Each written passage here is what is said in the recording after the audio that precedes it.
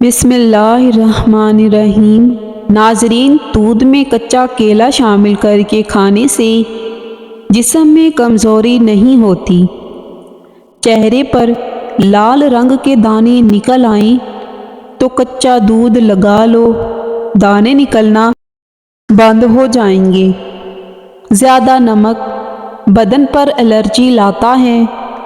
ہاتھ پاؤں کا رنگ کالا ہو تو اونٹنی کا دودھ لگاؤ، سفید ہو جاؤ گے۔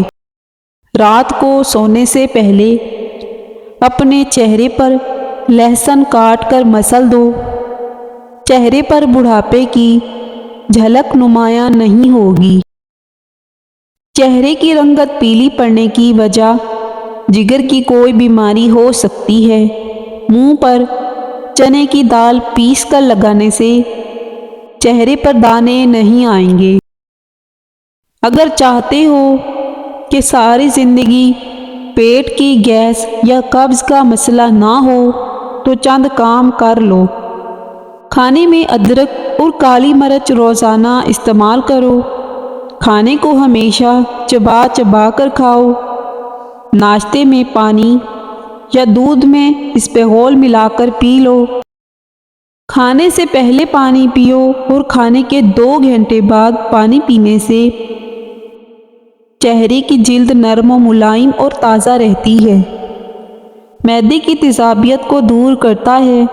ادرک کا استعمال زیادہ کریں۔ ٹنڈے کا سالن کھا لینے سے درد ٹھیک ہو جائے گا۔ کھڑے ہو کر پیشاب مت کیا کرو، اس سے دماغ کمزور ہو جائے گا۔ سونے سے قبل فالسے کا شربت پینے سے معدہ ٹھنڈا اور ٹھیک رہے گا۔ دل کے مریض لوگ آلو بخارا مت کھائیں۔ زیادہ آم کھانے سے یورک ایسڈ کی بیماری ہو جاتی ہے۔ جگر کو خراب ہونے سے ہلدی بچاتی ہے۔ مسواک کرنے سے معدہ بھی ٹھیک رہتا ہے۔ تھکاوٹ اور پریشانی کے اندر ادرک والی چائے پیو، سکون محسوس کرو گے۔ جگر کے مریض لوگ کالے چنے استعمال کریں۔ جسمانی کمزوری سے شکار لوگ بھی کالے چنے استعمال کر سکتے ہیں، بہت زیادہ طاقت دیتے ہیں۔ دودھ میں کلونجی کے 2 دانے ڈال کر کھانے سے انسان کے جسم کے اندر طاقت آتی ہے۔ سیب کھانے سے دگنی توانائی ملتی ہے۔ چاول کھا کر فوراً دودھ پینے سے کالی کھانسی ہو سکتی ہے۔ زیادہ غصہ کرنے سے دماغ کمزور ہوتا ہے۔ پیٹ میں بننے والی گیس کو مت روکو، جتنا ہو سکے خارج کر دو، ورنہ دماغ پر اثر پڑے گا۔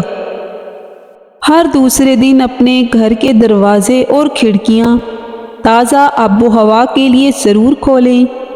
اپنے گھر میں سورۃ الرحمن کی ریکارڈنگ ضرور چلایا کریں۔ آپ کو بذات خود اپنے اور اپنے گھر والوں پر بہتری محسوس ہوگی۔ سوتے وقت دل کی گھبراہٹ محسوس ہونے لگے تو پیشاب کر لو، دل کی گھبراہٹ فوراً دور ہو جائے گی۔